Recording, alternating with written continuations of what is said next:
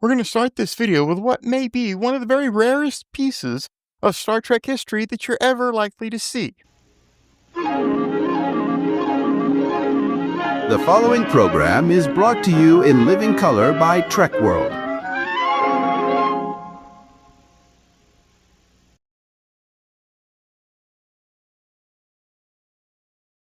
On June 10th, 1977, Paramount announced Star Trek Phase 2. Now, this is something that most fans already know, so there should be little surprise in that. But this little guy here is truly a rare find. Think of it as Star Trek's version of a mosquito trapped in amber, a relic of a time that passed so quickly into the shadows of history that there are few, if any, visible remains of the event when it happened. Why, you might ask? That's because they only used the Phase 2 title for an exceptionally short period of time. By the time the Writer's Guide came out for the series on August 12th, the title of the series was simply Star Trek II, and that became the name until it was shelved in favor of the motion picture. So finding anything from anyone that contains a contemporary reference to Phase 2 is exceptionally rare. So rare that no other known examples have been spotted until now. So I want to pull back and guide you through the steps of the forensic research thus far in this item. On the screen here is a certificate of authenticity of a lot of promotional items that sold at auction in 2021. Now, the first step is to simply just look at the Star Trek the Motion Picture promotional materials that were from the personal collection of Mr. Bill Wallans. Now, note the majority of these items are actually art negatives. These are considered behind-the-scenes production pieces. They're generally only created during the earliest stages of pre-production, and they may never see the light of day based on name changes and such. Think Star Trek II, The Vengeance of Khan. Bill Wallans was one of those behind-the-scenes figures that quietly shaped how audiences saw entertainment in the 1960s through the early 1980s. He wasn't a producer or director, but he was a key art designer, the kind of person who made the posters, title treatments, and promotional graphics that lured people into theaters and glued them to their TV sets. You see, Wallen worked in Hollywood advertising agencies, most notably in the era when studios outsourced their marketing campaigns to boutique firms. His work blended illustration, typography, and layout into iconic campaigns. He helped create poster and promotional art for both films and television, and his name comes up in connection with Paramount and Desilu promotional materials dating from the late 1960s. Now that brings us back to the picture, which was sold in an auction from the same collection by the same auction house in 2019. Notice the other items in that auction: original artwork, props, artifacts, historical items. Now, I'm not 100% there yet, but I am 99%. I've reached out to Bill Wallans Designs to see if I can get confirmation on the exact age of the photo that was sold. If the age coincides with being before 1978, then the chain of custody will in fact be complete. Just a reminder, Trek World would not exist without the kind assistance of its patrons, members, and subscribers. Now, before we take a look at the first group of bridge photos, let's take a quick peek at the final design illustration that the bridge set was built to. Then, we'll transition to a diagram of the new station locations on the Phase 2 bridge. And those stations are, beginning at the 12 o'clock position and then continuing clockwise, internal security, the port turbo lift, communications, engineering, weapons and defense, mini transporter, main view screen, gravity control, damage and repair, environmental engineering, science station, and the starboard turbo lift. Of course, in the center, we still have command, helm, and navigation as we always have. And now we're going to take a look at many of the various photos that I have of the bridge from Star Trek Phase 2 before they made the decision to strike it and rebuild everything to support Star Trek the Motion Picture. Now, this first image that we see on the screen right now is a shot of one of the sections of the walls that comprised the bridge. No real details have been added at this point.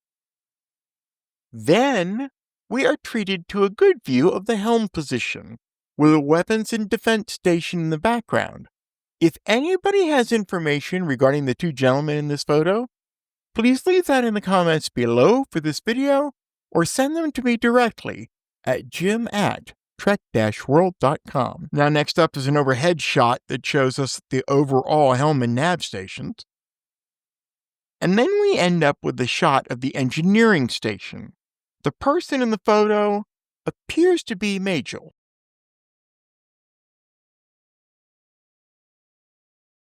Now we're going to see those exact same images again, but this time I'm going to overlay some image restoration that I've attempted. And no, I am far from an expert, but I think that some of these clean up amazingly well. But for the most part, when you're dealing with 50-year-old yellowed photos from a forgotten magazine or newsletter, well, as they say, garbage in, garbage out. Now, in this second set of bridge photos, we get a view of the environmental engineering station first. Then, we get an overview of the right side of the bridge with the gravity control station first, damage and defense station second, environmental engineering station third, and science station fourth. Next up, we get a closer look at the gravity control station. Again, I kind of think this may be Majel in the shot, but any information from you viewers would be greatly appreciated. And then finally, we get another shot of the science station. Now, once again, we're going to take a look at those same four images, but this time with the restoration efforts overlaid. And the star of this show has got to be the science station photo, which cleaned up amazingly well. I only wish I could figure out why, as I may then be able to use that info to try the others again. But man, talk about an outlier. In this third grouping of bridge pictures, we're treated to a close-up of the science station with one of the two turbo lifts in the background. Then we are shown the internal security station flanked by the twin turbo lifts. Notice an early version of the science station to the far left. Only the wall panel has been installed at this point. Next up, the engineering station. And then finally, we see the bridge transporter in the background during some film tests that were done on the Phase 2 bridge just before they would overhaul it from the ground up for Star Trek the Motion Picture. Now, these first two bridge restorations do in fact give you an improvement in the visual imagery of the bridge stations. And of course, we give the same treatment to the internal security station and the engineering station on this screen. All right, so as we move into bridge set number 4, I want to call your attention to the extraordinary video in the bottom left-hand side of the corner, courtesy of the Roddenberry Archive. It shows an animation of the Phase 2 bridge, beginning with a look at the science station, and then panning over past the two turbo lifts, the internal security controls, as well as the engineering station. The photograph that you see up in the top right-hand side of the screen is a photo of the exact same stations. Okay, so that worked so well, we're going to do it again. Here's another clip in the lower left-hand corner from the Roddenberry Archive showing us a view beginning at the weapons defense control station that Chekhov would have sat at, and then panning over to the left, passing the engineering station for Scotty, and ending on the communications station for Lieutenant Uhura. Now, these two photos are far more well-traveled than the other ones have been, so many of you may have already seen them, but I wanted to include them for completeness on my Phase 2 set coverage. The first photo you see in the upper left is the engineering station. The bottom right hand is a subtle variation of the black and white photo that I showed you a few moments ago. This was taken at the same day, same time, slightly different angle, shows us more of the helm and nav console. For those of you who are curiosity-minded, that is indeed Robert Abel with his hand in the air. Now, before we leave the bridge photos behind, I have two last things to share for you. One of which is a photograph of the initial design drawing of what the bridge was expected to be like when it was first sketched out. The second thing you see on the far right of the screen was them actually building the shell of the walls for the bridge at the beginning of Star Trek Phase 2. Do you want some free Trek World pictures? Check out our special Pinterest site for exclusive access to every unaltered photo or video shown in this video. Find us on the web at pinterest.trek-world.com. Okay, up next we actually have a real treat. This is a photograph of the transporter room from Phase 2, and as you can see, it was pretty much completed and done by the time this photo was taken. On the left-hand side, of course, is an artistic rendition of what they expected the transporter room to look like, and of course the restored photo here doesn't really do justice to the colors, but hey, it gives you a pretty good idea of where the lines went. Now, this photo is unfortunately a photo in progress. It doesn't show very much of the room that it was taken in, but it was actually photographed in the sickbay set for Star Trek Phase 2. So here we find the final design sketches for Kirk's quarters. A story in Starlog 12 discussed the quarters just after they had been completed. The captain's quarters have been detailed and expanded to include such conveniences as the sonic shower, which vibrates dirt and old clothes off Captain Kirk's body. Also, a marvelous new full-length mirror that allows him to see himself from all sides as the image will rotate 360 degrees while he stands still. And then on the interior decorating note, it goes on to say the Kirk quarters will have an orange motif. This is going to, unfortunately, come to play in the next few moments. And here's our very first photo showing Kirk's quarters while they are still under construction. Notice the alcove that will house the sonic shower and presumably the floor-length mirror and a door to a possible restroom. Now we're going to pull back out to the design drawing and focus on the computer station against the wall. Notice the latticework grille that separates the two parts of the quarters. First, we see an image of the completed wall station. Again, the person in this photo does appear to be Majel still. Then, we have a slightly pulled back shot, giving us a better look at the size of the quarters. It's implied that the entrance is on the left-hand side wall that we cannot actually see in this image. And this is a shot showing us what the rear of the quarters would have looked like after entering from that corridor. Notice the latticework grille is in place at this point. It has not been in place in any of the other photos, thus we can assume that this photo was taken just before any furniture would have been added to the room next. Here we see two of the photos enhanced for clarity and color. The yellowing of the two source photos overcompensates in the enhancement, as does, unfortunately, the orange accents.